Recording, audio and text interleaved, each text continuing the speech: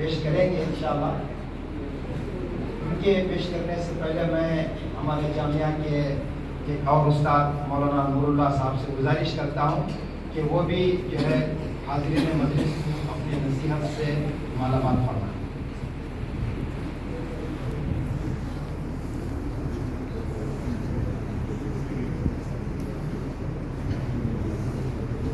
بسم اللہ الرحمن الرحیم۔ اساتذہ کی کئی ساری قیمتی باتیں آ چکی ہیں۔ آج کا یہ دن انعامی جلسے کا دن ہے۔ مدرسے میں ماشاءاللہ شروع سے ہی انعامی جلسہ منعقد کرنے کی شاندار روایت رہی ہے۔ لاک ڈاؤن کے بعد سے اس کا انقطاع ہو گیا تھا، دوبارہ الحمدللہ آج بڑے تزک و احتشام سے یہ منعقد کیا گیا ہے۔ آج کا یہ دن انعامی جلسے کا مدارس میں تعلیم گاہوں میں بڑا اہم ہوتا ہے۔ تعلیمی سال کا آغاز جس بسم اللہ خوانی سے ہوا تھا، آج کا وہ دن اس خیر کا ہے۔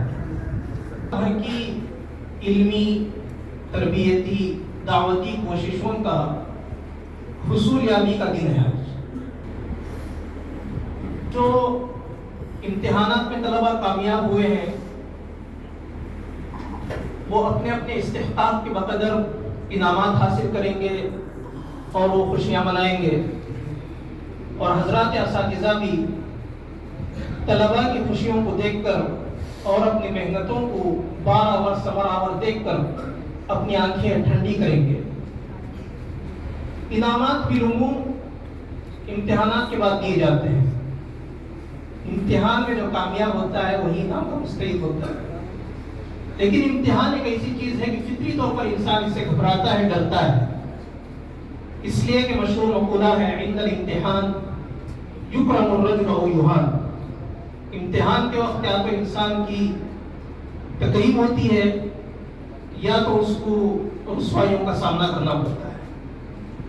لیکن یہ بات ہم کو اچھی طرح سمجھ لینا چاہیے کہ دنیا ہی اللہ نے دار امتحان بنائی ہے، یہاں امتحان سے مفر نہیں ہے۔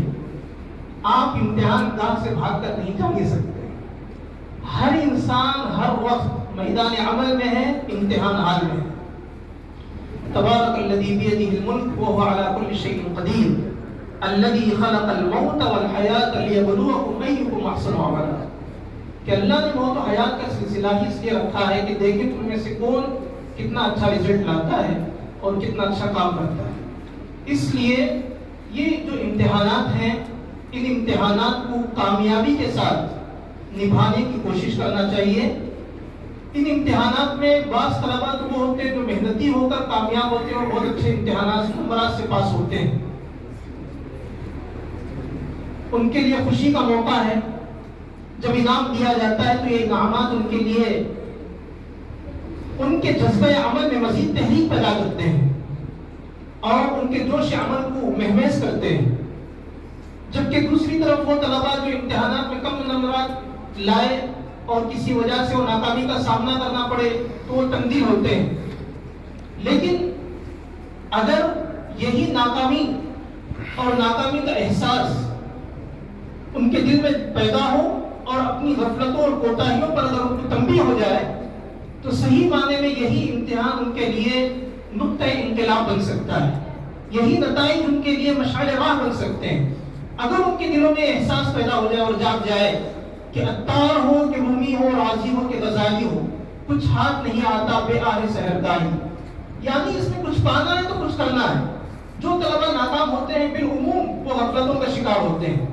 اگر وہ اپنے نمبرات کو دیکھ کر اپنی غفلتوں سے باز آ جائیں اور محنت کرنے کا حوصلہ اپنے دلوں میں پیدا کر لیں تو صحیح بات یہ ہے کہ یہی ناکامی ان کے لیے کامیابی کا زینہ ہے، اور ان کو سمجھنا چاہیے کہ ہمارے کم نمبرات، ہماری یہ ناکامی، ہم چاہیں تو اس کو ہم اپنی کامیابی میں بدل سکتے ہیں۔ جو طلبہ فارغ ہو کے جا رہے ہیں تو حضرت استاد مفتی سید احمد صاحب پالنپوری رحمہ اللہ دامت برکاتہ کی بات یاد آئی کہ حضرت فرماتے تھے کہ طالب علم کے انسان فارغ جو ہوتا ہے وہ بیت الخلاء سے فارغ ہوتا ہے۔ حضرت طلبہ کے سامنے بولتے تھے کہ بتانے کے لیے، اور کہتے تھے کہ 2 لفظوں نے ہمارے طلبہ کو مار دیا، یہ ایک فارغ اور ایک فاضل۔ تو کبھی بھی اپنے آپ کو فارغ نہیں سمجھنا ہے، اور کبھی بھی اپنے آپ کو یہ نہیں سمجھنا کہ ہم فاضل ہو گئے اور ہم جو ہے اب پڑھ لکھ کے اب ہمارا رشتہ، ہمارا کام جو ہے مکمل ہو گیا ہے۔ جس دن ہمارا علم و کتاب سے رشتہ کٹ گیا تو وہ دن ہماری موت کا دن ہے، اور اس دن ہماری ترقی رک جائے گی اور ہم کسی کام کے نہیں رہیں گے۔ اور جو طلبہ اچھے نمبرات سے کامیاب ہوئے ہیں ان لوگوں کو طلبہ ذہین فطین ہوتے ہیں۔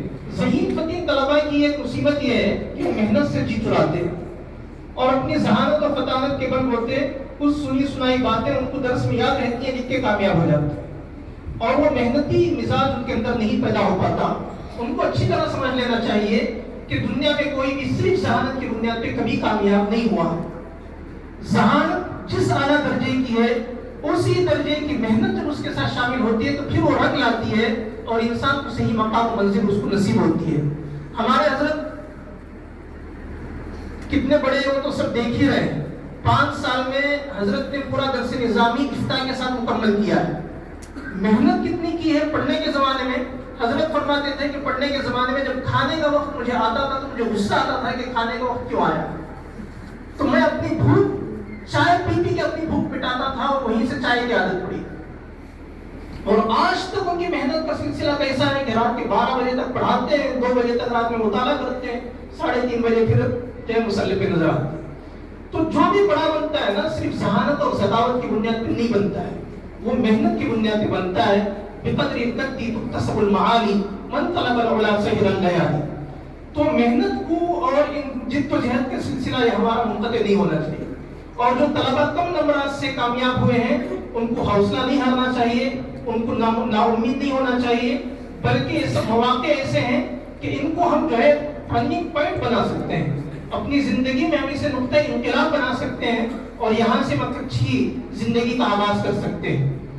یہاں پر بچوں کے سرپرست والدین بھی ہیں، ان کے تعلق سے ایک بات یہ ذہن میں آئی کہ آپ کے جو بچے یہاں پڑھ رہے ہیں آپ ان کو اپنے لیے سب سے بڑا سرمایہ سمجھیے، آپ ان بچوں کو قدر کیجیے، یہ بچے آپ کے لیے دنیا آخرت کا سب سے بڑا سرمایہ ہے۔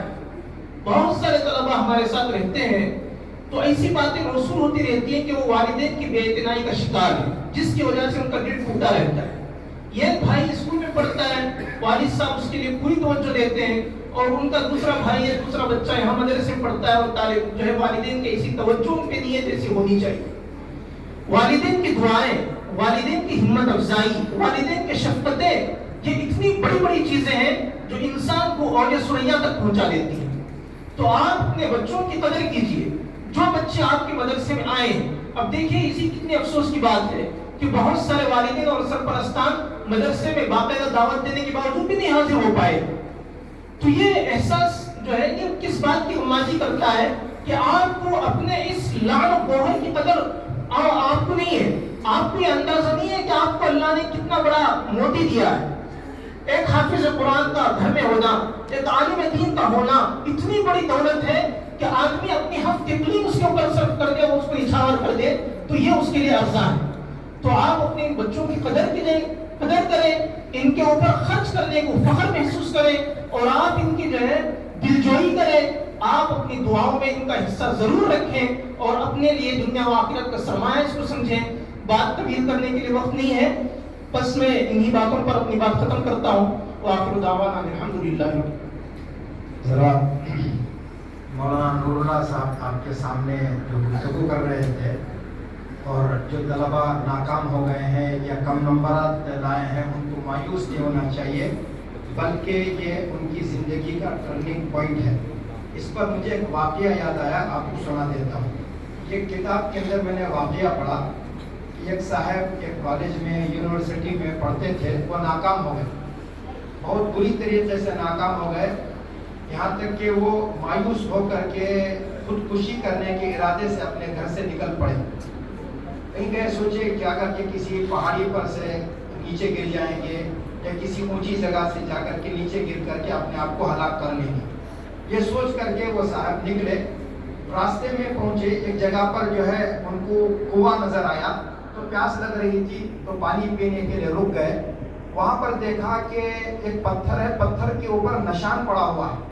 तो कुछ देर रुक गए देखने के लिए, तो देखा कि हर कोई जो कुएं पर आता था वो अपना डोल रखता था और ये पानी सेंच करके उसमें डालता था। वो पत्थर था, पत्थर पर जो है मटका रखा जाता था, पानी का जो है वो मट्टी का मटका, मट्टी की बिंगी रखी जाती थी। और वो मुसलसल रखने की वजह से, कई मटके रखने की वजह से पत्थर जैसी सख्त तरीन चीज पर निशान पड़ गया और पत्थर ने मट्टी के निशान को कबूल कर लिया। तो उसने ये देख कर के सोचा कि जब पत्थर जैसी सख्त चीज पर निशान पड़ सकता है मेहनत करने की वजह से मुसलसल, तो मैं भी अगर मैं मेहनत करूंगा तो मैं भी जो है अपनी नाकामी को दूर कर सकता हूँ, कामयाब हो सकता हूँ। अल्लाह ताला ने जो है इसको उसके लिए टर्निंग पॉइंट बना दिया और फिर वो वापस घर लौटा और अपने कॉलेज ले गया, मदरसा गया जहाँ वो पढ़ता था, जाकर के उसने मेहनत की और ऐसी मेहनत की कि पूरे मदरसे या स्कूल कॉलेज में जो वो पढ़ता था वो पहले नंबर पर हुआ है। तो अगर आदमी मेहनत करेगा तो कामयाब होने में उसे कोई देर नहीं है। और बाकी यहाँ पर मौलाना सुफियान साहब हैं, उन्होंने मकतब चलाया है, मकतब में बड़ी उन्होंने मेहनत की है और कुछ हल्की सी झलकियाँ आपने देखी हैं।